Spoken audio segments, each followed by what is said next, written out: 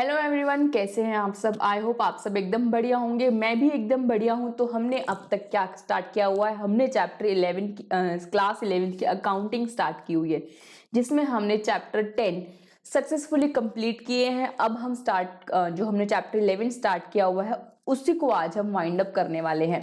तो जो चैप्टर 11 है मेरा, उसका नाम है special purpose books part 2। Special purpose books part 2 आज हम इसको क्लोज करेंगे। तो जो मेरी लास्ट बुक रह गई है उसका नाम क्या है? उसका नाम है जर्नल प्रॉपर। जर्नल प्रॉपर क्या होती है, इसमें कौन सी एंट्रीज होती है, वो सब हम सीखेंगे। तो जर्नल प्रॉपर इसे हम क्या बोलते हैं? It is also known as general journal. ठीक है, इसे हम क्या बोलते हैं? जनरल जर्नल भी बोलते हैं। हिंदी में यहां लिख देती हूं जनरल।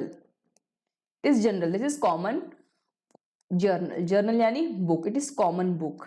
ठीक है, चलो तो लिखो इसके बारे में थोड़ा सा।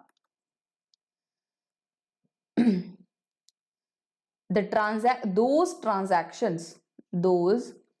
transactions which cannot be recorded in number 1 cash book, number 2 purchase book, number 3 sales book, number 4 purchase return book, purchase return, or this is also known as return outwards book। ठीक है, वो हमारी सेल्स रिटर्न बुक, जिसे हम बोलते हैं return inwards book. ठीक है, और एक जो लास्ट बुक है वो है हमारी जनरल प्रॉपर। तो मैं आपको क्या लिखवा रही हूँ? Those transactions which can not be recorded in any of these books will be recorded in this book। वो सभी एंट्रीज कहाँ पर आएंगी, वो सभी ट्रांजैक्शंस और इवेंट्स कहाँ रिकॉर्ड होंगे? इस बुक में, जिसका नाम है जर्नल प्रॉपर। अब आप पूछेंगे कि मैम इससे कौन सी एंट्रीज हैं जो इनके अलावा है ना? तो लिखो सच एंट्रीज कैन बी। कौन कौन सी ऐसी एंट्री हैं जो जर्नल में आ सकती हैं? ठीक है, ओपनिंग एंट्री के बारे में अपने पिछली क्लासेस में पढ़ा था। ओपनिंग एंट्री क्या होती है? ओपनिंग एंट्री पिछले साल से इस साल में एसेट्स और लायबिलिटीज को हम लेकर आते हैं, प्रवेश करते हैं इस साल में, है ना? तो हमने इसके बारे में बहुत अच्छे से पढ़ा है। और दूसरा हमारे पास आ गया क्लोजिंग एंट्रीज। अब मैम क्लोजिंग एंट्रीज क्या होती है, इसके बारे में भी हम पढ़ेंगे बाद में। एक बार लिख लो ओपनिंग एंट्री, क्लोजिंग एंट्रीज, यहां लिखो क्लोजिंग एंट्रीज। ठीक है, और क्या हो गया मेरे पास हो गया रेक्टिफिकेशन एंट्रीज। अब ये रेक्टिफिकेशन, इस पे आपका एक पूरा चैप्टर है जो हम रेक्टिफिकेशन ऑफ एरर्स पे कंप्लीट करेंगे, तो इसको आप रख दीजिए पेंडिंग। क्लोजिंग एंट्रीज को भी आप रख दीजिए पेंडिंग, कवर करेंगे आने वाले चैप्टर्स में। अगला है मेरे पास ट्रांसफर एंट्रीज। ठीक है, फिफ्थ लिखिए एडजस्टमेंट एंट्रीज हम पहले पढ़ चुके हैं, याद है कौन कौन सी एडजस्टमेंट एंट्रीज की बात की थी? लाइक प्रीपेड एक्सपेंस, हम एडजस्ट करते हैं, हमने कोई एक्सपेंस अगर आने वाले साल का इस साल में पे कर दिया तो हम उस एक्सपेंस को क्या करते हैं? एडजस्ट करते हैं। तो वो हो गया मेरा प्रीपेड एक्सपेंस। दूसरा, इसी के साथ हमने पढ़ा था आउटस्टैंडिंग एक्सपेंस। इस साल का कोई भी खर्चा अगर बकाया है, आउटस्टैंडिंग है, अभी भी मेरी बुक्स में स्टैंडिंग है, यानी ये हो गया प्रीपेड, आपने खर्चा पे किया एडवांस में। आउटस्टैंडिंग अभी भी खर्चा आपकी बुक्स में कर रहा है, स्टैंड दैट इज वो क्या है अभी बकाया, उसको भी एडजस्ट करना पड़ेगा, उसके लिए भी एंट्री डालनी पड़ेगी। और दूसरा एक्रूड इनकम, एक्रूड इनकम ये कौन सी इनकम होती है, income due but not received, income due but not received. और लास्ट हो गया मेरे पास income received in advance, income received in advance. ठीक है, इसके अलावा भी बहुत सारे एडजस्टमेंट एंट्रीज हो सकती हैं, जैसे कि डेप्रिसिएशन ऑन एसेट्स, हम डेप्रिसिएशन लगा सकते हैं एसेट्स पर, तो वो एंट्री कहाँ जाएगी, क्या ये एंट्री डेप्रिसिएशन कैश बुक है में जाएगी, no, depreciation is a non cash expense, ये कैश में खर्चा नहीं होता, it is just fall in the value of assets, तो कैश बुक में नहीं आएगी। परचेज हमने गुड्स का किया नहीं, सेल्स किया नहीं, परचेज रिटर्न है नहीं, सेल्स रिटर्न भी नहीं है, तो अल्टीमेटली ये सारी एंट्रीज कहाँ जाने वाली है आपकी जर्नल प्रॉपर में। ठीक है, इसके अलावा और क्या ऑप्शंस हो सकते हैं, लिखो डिसऑनर ऑफ बिल की एंट्री, डिसऑनर ऑफ बिल, ये जो आपका चैप्टर है बिल ऑफ एक्सचेंज, ये रिलेट करता है आपके बिल्स ऑफ एक्सचेंज से, जो चैप्टर आपके क्या हो चुका है, डिलीट हो चुका है, तो हमें ये नहीं सीखना। ठीक है, हमें ये नहीं सीखना। चलो इसके बाद 7th पॉइंट पे आओ, और कौन सी ऐसी एंट्री हो सकती है, I can say miscellaneous entries, miscellaneous, miscellaneous, miscellaneous entries यानी कोई भी इसके अलावा भी अगर कोई बच जाता है, जैसे कि डिस्काउंट रिसीव्ड, कहाँ डालोगे, इसी में ही डालोगे, है ना, डिस्काउंट अलाउड कहाँ डालोगे, इसी में ही डालोगे, डिस्काउंट अलाउड। ठीक है, और क्या, कैपिटल ब्रॉट इन काइंड कहाँ डालोगे, इसी में ही डालेंगे, कैपिटल ब्रॉट इन काइंड। ठीक है, क्रेडिट परचेज ऑफ एसेट कहाँ डालेंगे, credit purchase of assets like machinery, machinery मैंने उधार पे परचेज की, कैश में परचेज की तो कैश बुक में चली जाती, परचेज बुक में आएगी नहीं क्योंकि मैंने गुड्स परचेज नहीं किया, मैंने एसेट परचेज किया, मशीन परचेज की, तो कहाँ डालूं, मैं डालूंगी अपनी जर्नल प्रॉपर में। ठीक है, चलो यहां तक समझ आया आपको। इसके अलावा भी कोई भी एंट्रीज हैं, यहां लिख लो एटसेट्रा, सब एंट्रीज जो भी इसमें कवर नहीं होती हैं, जो इन पांचों बुक्स में कवर नहीं होती हैं, वो कहाँ कवर होगी, जनरल प्रॉपर में, जिसका कोई नहीं, जिस एंट्री का कोई नहीं उसका कौन, जनरल प्रॉपर।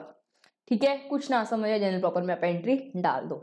ठीक है, चलो मैंने जो लिखवाया आपसे एक बार पढ़ लेते हैं, हमने क्या लिखा है, हमने ये लिखा है कि those transactions which can not be recorded in cash book, जो कैश बुक में रिकॉर्ड नहीं हो सकती, which cannot be recorded in purchase book, sales book, purchase return or return inwards book, sales return or return inwards book, sorry, purchase return outwards or return inwards, तो उसको हम कहाँ record करेंगे, इस बुक में। जो ट्रांजैक्शंस इस book में नहीं आई, इन पांचों बुक्स में रिकॉर्ड नहीं हो पाई, ठीक है, which cannot be recorded in these books, in 6 books, cash book, purchase book, sales book, purchase return book और रिटर्न इनवर्ड बुक, तो उसको हम कहाँ डालेंगे, जर्नल प्रॉपर में। ठीक है, आई बात समझ में। चलो अब कौन सी ऐसी एंट्रीज हो सकती है, मैंने बताया ओपनिंग एंट्री, इसके बारे में हम पिछले क्लासेस में पढ़ चुके हैं, डिस्कस्ड अर्लियर। ओपनिंग एंट्री कैसी होती है, ओपनिंग एंट्री के बारे में आप पिछली क्लासेस को रेफर करो। ठीक है, तो ओपनिंग एंट्री हम समझ चुके हैं। इसके बाद क्लोजिंग एंट्री हम करेंगे अपने फाइनल अकाउंट्स के साथ, जो फाइनल अकाउंट्स का चैप्टर करेंगे उसमें सीखेंगे क्लोजिंग एंट्री कैसे करते हैं। रेक्टिफिकेशन एंट्री हम पूरा चैप्टर में सीखेंगे, रेक्टिफिकेशन ऑफ एरर वाले चैप्टर में। तो ये रेक्टिफिकेशन की एंट्री कहाँ जाएगी, मैंने कहा ना, जो जिसका कोई नहीं उसका कौन, जनरल प्रॉपर, तो रेक्टिफिकेशन अगर आप एंट्री डालोगे तो वो एंट्री भी जनरल प्रॉपर में चली जाएगी। ठीक है, यहां तक क्लियर। चलो इसके बाद ट्रांसफर एंट्री, कोई भी अमाउंट किसी दूसरे अकाउंट से एक अकाउंट से दूसरे अकाउंट में आपको ट्रांसफर करना है तो आप किस में डालोगे, ट्रांसफर एंट्री। इस पे कोई आपके पास कोई सेपरेट चैप्टर नहीं है, बस आपको ये समझना है कि अगर कोई अमाउंट एक अकाउंट से दूसरे अकाउंट में ट्रांसफर करना है तो कहाँ डालेंगे उसको, जनरल प्रॉपर में। ठीक है, चलो एडजस्टमेंट एंट्री। ट्रांसफर एंट्री अगर मैं आपको एग्जांपल दूं, एग्जांपल होता है, अभी आपको शायद समझ ना आए, डेप्रिसिएशन हम ट्रांसफर करते हैं प्रोविजन फॉर डेप्रिसिएशन अकाउंट में, है ना, प्रोविजन फॉर डेप्रिसिएशन अकाउंट में। दूसरा एग्जांपल, ये लाइन आपको समझ नहीं है इसलिए आप छोड़ दो, फिर भी एक और एग्जांपल मेरे को आ रहा है ध्यान में। तो ट्रांसफर एंट्री अगर मुझे प्रॉफिट से अपना कुछ प्रॉफिट जनरल रिजर्व में डालना है तो एंट्री प्रॉफिट्स ट्रांसफर करने हैं अगर मुझे जनरल रिजर्व में, तो वो एंट्री भी कहाँ जाती है मेरी, ट्रांसफर एंट्री में। ठीक है, यहां तक बात क्लियर। चलो एडजस्टमेंट एंट्री के बारे में अगर हम आपसे बात करें तो एडजस्टमेंट एंट्री में क्या क्या है, देखो एडजस्टमेंट एंट्री में प्री पेड एक्सपेंस को हमने बहुत डिस्कस किया है पिछली क्लास में, आउटस्टैंडिंग एक्सपेंस को भी, एक्रूड इनकम को, इनकम रिसीव्ड इन एडवांस को, इन चारों को हम कवर कर चुके हैं। डेप्रिसिएशन ऑन एसेट्स पर, डेप्रिसिएशन ऑन एसेट्स की अगर बात करें तो डेप्रिसिएशन पर आपका एक फुल चैप्टर है जिसमें हम डेप्रिसिएशन चैप्टर में इसको कवर करेंगे। ठीक है, तो डेप्रिसिएशन इसको भी हम करते हैं पेंडिंग। आगे डिसऑनर को मैंने बताया ये आपके बिल्स का डिसऑनर है, ये आपके चैप्टर में ही है नहीं, तो दिस इज डिलीटेड। इसके बाद डिस्काउंट रिसीव्ड और डिस्काउंट अलाउड, ये दोनों चीजें हम सीख चुके हैं अपनी कैश बुक के साथ में ना, डिस्काउंट देते हैं, ट्रेड डिस्काउंट, कैश डिस्काउंट, जब रिसीव करते हैं तो एंट्री क्या, अलाउ करते हैं तो एंट्री क्या, ये हम कवर कर चुके हैं। कैपिटल ब्रॉट इन काइंड, इसको भी डिस्कस कर लेंगे, और क्रेडिट परचेज ऑफ एसेट्स, अगर एसेट्स क्रेडिट परचेज करते तो उसकी भी एंट्री हम सब सीख लेंगे, जो बचा हुआ है वो सब सीख लेंगे। ठीक है, चलो अब दो क्वेश्चन प्रैक्टिस करते हैं। ठीक है, तो हमारे और पिक्चर क्लियर हो जाएगी। तो मेरे पास ये क्वेश्चन है, देखो ये क्वेश्चन है, ये क्वेश्चन है टीएस ग्रेवाल का। आपके पास है तो आप निकाल लीजिए, अपना इलिस्ट्रेशन हो सकता है आगे पीछे हो नंबर, लेकिन नहीं है तो आप कॉन्सेप्ट समझ लो क्लास से। बुक में आप कोई भी बुक का कोई भी क्वेश्चन कर सकते हो, तो बुक मैटर नहीं करती, what matters is the concept. ठीक है, कोई भी बुक है आप किसी भी बुक से कर सकते हैं। चलो खरीदने की जरूरत नहीं है टीएस ग्रेवाल को आपको, ना ही उसका कोई आपको, बस आपको कॉन्सेप्ट समझना है। कॉन्सेप्ट समझो, अपनी बुक जो भी रेफर कर रहे हो आप, एनसीईआरटी है, डीके गोयल है, उससे आप उसके भी क्वेश्चन इजीली कर पाओगे। चलो क्वेश्चन क्या है मेरे पास में, क्वेश्चन है पास दी necessary journal adjustment entry for the following in the books of Shri R Banerjee at the end of the accounting year on 31st March 2020। क्या बोल रहा है हमसे, कह रहा है कि एडजस्टमेंट एंट्री पास करो, एडजस्टमेंट एंट्री। ठीक है, फॉर द फॉलोइंग, किसकी बुक्स में, आर बैनर्जी की बुक्स में, कब, 31 मार्च 2020 को। ठीक है, मैंने कहा था कि एडजस्टमेंट एंट्री ये कहां जाएगी, ये जाएगी आपके कौन सी बुक में, जर्नल प्रॉपर में। तो हमें जो बुक बनानी है वो बनानी है जर्नल प्रॉपर। ठीक है, या जर्नल बनाना है। आगे salary of 10,000 for March 2020 is outstanding, salary outstanding है तो आउटस्टैंडिंग एक्सपेंस की आपको मैंने एंट्री सिखाई हुई है, फिर भी हम पूरा डिटेल में डिस्कशन अभी फिर से कर लेते हैं।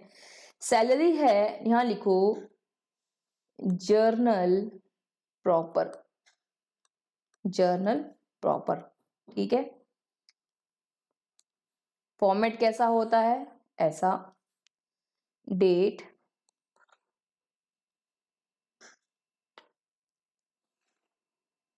ठीक है, पर्टिकुलर्स, एलएफ, और डेबिट और क्रेडिट।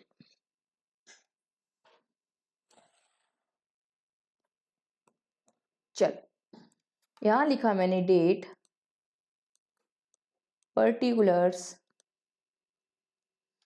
लेजर में एंट्री होगी इसलिए लेजर का नंबर, लेजर फोलियो जिसे बोलते हैं, डेबिट और क्रेडिट। ठीक है, चलो first entry, salary of ₹10,000 for March 2020 is outstanding. क्या मतलब हुआ इस बात का कि मैं यहाँ पे वर्किंग नोट्स बना लेती हूँ साथ साथ में। फर्स्ट पॉइंट के लिए ये है मेरा 1 साल, ठीक है, इसमें कितने महीने होते हैं, 12 महीने। तो 1 2 3 4 5 6 7 8 9 10 11 और 12, यानी और मेरा ईयर एंड कब हो रहा है, मैं फाइनेंशियल ईयर फॉलो कर रही हूं तो मेरी बुक्स में 31 मार्च 20 को मेरा ईयर एंड हो रहा है। ठीक है, चलो अब स्टार्ट कब हुआ, ये 1 अप्रैल 2019 को। तो ये था मेरा जीरो वाला मंथ, 1 2 3 4 5 6 7 8 9 10 11 और 12 मंथ्स यहाँ कंप्लीट हुए। क्वेश्चन कह रहा है, जो पॉइंट है वो कह रहा है कि salary of 10,000 for March 2020 is outstanding. Outstanding मतलब बकाया है। मार्च 2020 की इस पीरियड की 10,000 रुपए सैलरी आपने नहीं दी है, बकाया है। तो आप एंट्री क्या डालोगे, क्या सैलरी आपका इसी साल का एक्सपेंस है तो ये 10,000 भी आपका इसी साल का एक्सपेंस है, तो आप एंट्री डालोगे सैलरी अकाउंट डेबिट। आप क्या करोगे, अपने एक्सपेंस को डेबिट ऑल एक्सपेंसेस या इंक्रीज इन एक्सपेंसेस डेबिटेड। तो मैंने 10,000 का अपना एक्सपेंस बढ़ाया, क्योंकि ये आउटस्टैंडिंग है तो ये क्या बन गई मेरी लायबिलिटी। तो मैं क्या लिख दूंगी, टू आउटस्टैंडिंग सैलरी 10,000। ठीक है, लायबिलिटी बन गई, increase in liability will be credited. ठीक है, चलो अब मैं इसी को यहां लिखना है मुझे 31 मार्च 2020 को,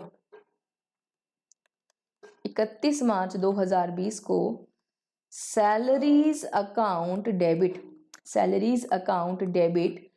टू आउटस्टैंडिंग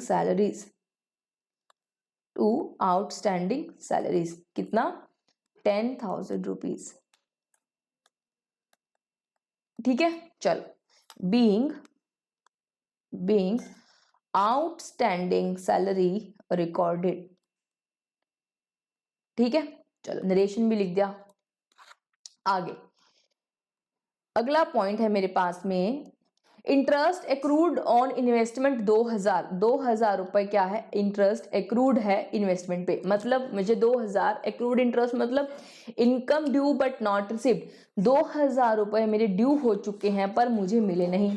यानी क्या मतलब हुआ, ये देखो, ये आपका 1 साल है, ठीक है, इस साल में आपका जो इंटरेस्ट बनता है वो बनता है, सॉरी ये ऐसे, चलो ये आपका जो पूरे साल का इंटरेस्ट बनता है 31 मार्च को वो बनता है 2,000 रुपए, पर आपको ये मिले नहीं। तो आपको मिलने चाहिए थे, आपको मिले नहीं। आप इस डेट पर क्या एंट्री डालोगे कि मेरा एक एसेट है इस दिन, एक्रूड इंटरेस्ट, उसका नाम है एक्रूड इंटरेस्ट, कितना, 2,000 रुपए। ये एसेट है, increase in asset will be debited, और वो मेरी इनकम भी है, इस साल की बुक्स में इनकम भी आनी चाहिए। तो टू इंटरेस्ट अकाउंट 2,000 रुपए, इनकम, इंक्रीज इन इनकम या इंक्रीज इन रेवेन्यू क्या करते हैं, क्रेडिट, या credit all incomes and gains. तो इनकम है तो मैंने क्या कर दिया, क्रेडिट।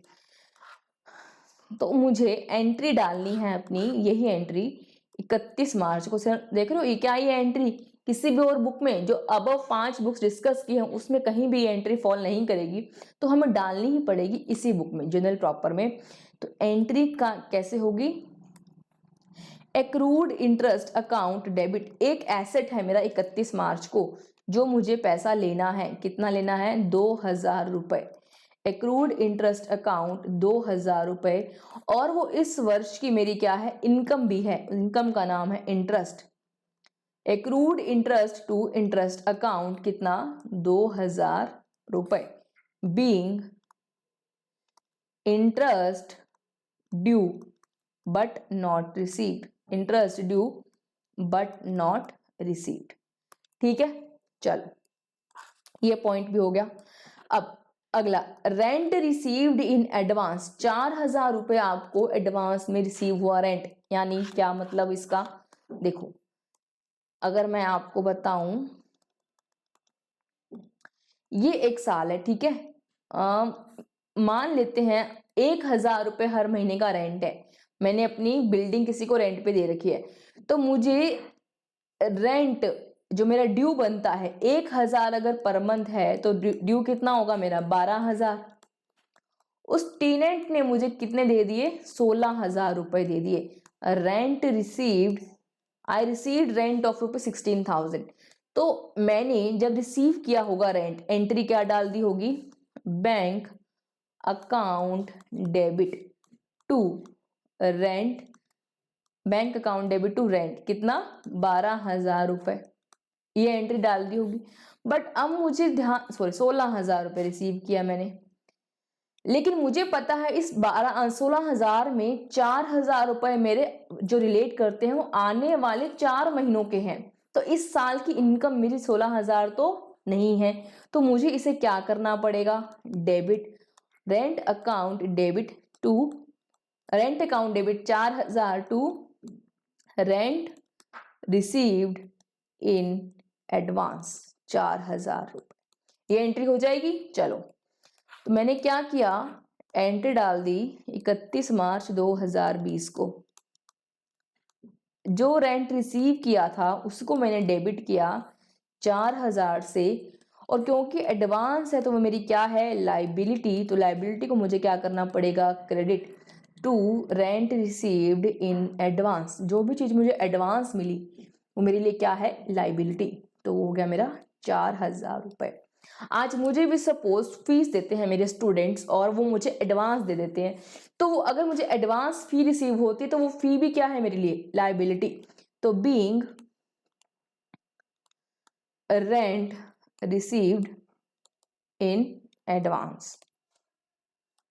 ठीक है, चलो इसके बाद अगला पॉइंट, अगला पॉइंट है इंश्योरेंस प्रीपेड 3000, आपने खर्चा एडवांस पे कर दिया, अब 3000 रुपए आपने एडवांस पे कर दिए। सपोज चलो एक एग्जांपल लेते हैं इसका, समझ लो ध्यान से, इंपॉर्टेंट है ना। चलो, प्रीपेड इंश्योरेंस 3000 रुपए, लेट सपोज मुझे इंश्योरेंस पे करना पड़ता है 1000 रुपीज पर मंथ, तो मेरा insurance expense for the year कितना हुआ, एक साल का एक्सपेंस फॉर द ईयर कितना है, वो हुआ मेरा 1000 इंटू 12 मंथ्स, तो ये हुआ मेरा 12000। लेकिन मैंने इंश्योरेंस पे कर दिया, कितना पे कर दिया, इंश्योरेंस पेड 15000, तो क्या मैंने आने वाले 3 महीनों को, नेक्स्ट ईयर के 3 महीनों का 3000 आज ही पे कर दिया, तो मेरे लिए क्या वो एसेट हो गया, हो गया बिल्कुल। तो मैं क्या लिखूंगी, प्रीपेड इंश्योरेंस, जब मैंने इंश्योरेंस पे किया होगा ना तो मैंने एंट्री क्या डाल दी होगी, देखो अगर मैं जब इंश्योरेंस पे करूंगी तो मैं एंट्री डालूंगी insurance account debit expense to bank, कितने डाल दी होगी मैंने, 15000। बट क्योंकि आई नो कि इस 15 मेरा पूरा एक्सपेंस इस साल का नहीं है, तो मुझे क्या करना पड़ेगा, 3000 रुपए वापिस से इंश्योरेंस को करना पड़ेगा क्रेडिट, और मुझे पता है ये 3000 क्या है, मेरा एसेट, तो मुझे इसे नाम देना होगा प्रीपेड इंश्योरेंस। तो एंट्री हो गई prepaid insurance account debit to insurance account. ठीक है, तो 31 मार्च को एंट्री डालेंगे हम प्रीपेड इंश्योरेंस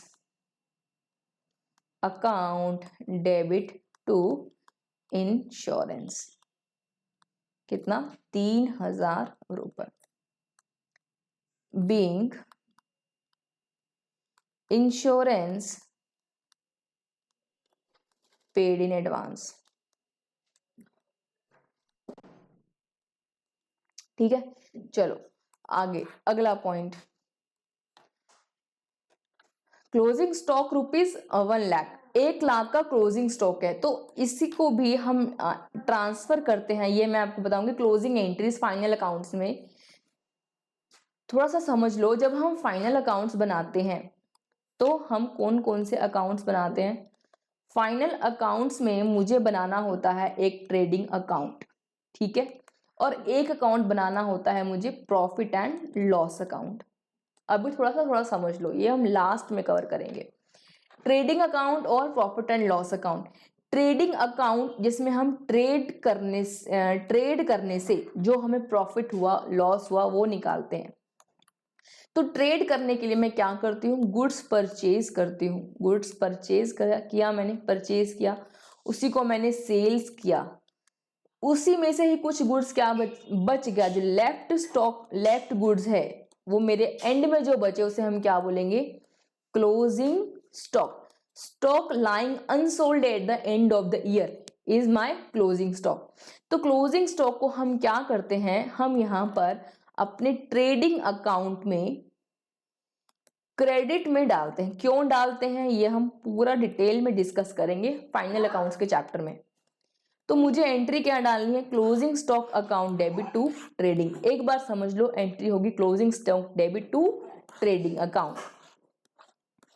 ठीक है, 31 मार्च 2020 को closing stock account debit to trading account, ये मेरे पास है 1 लाख रुपीज। ठीक है, चलो अब इसको थोड़ा सा हमें नीचे ट्रांसफर करना पड़ेगा ना, मैं इसको यहाँ पर पोस्ट कर देती हूँ।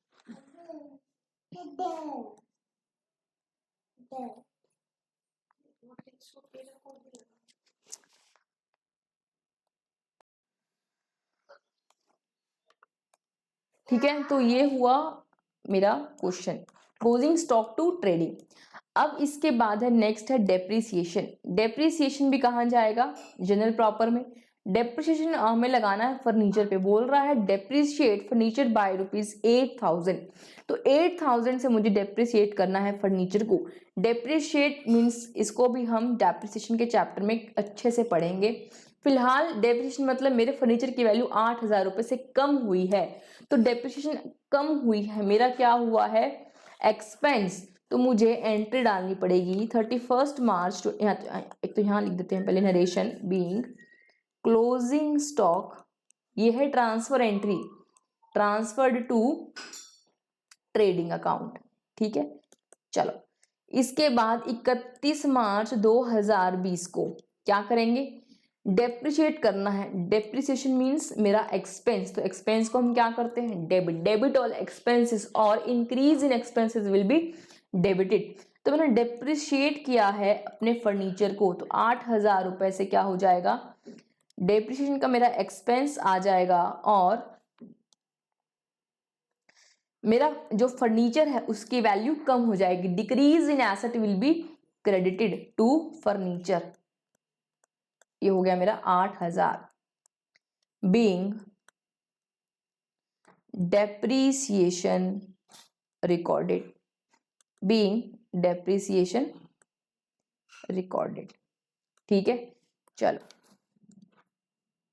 इसको थोड़ा सा लंबा कर देते हैं।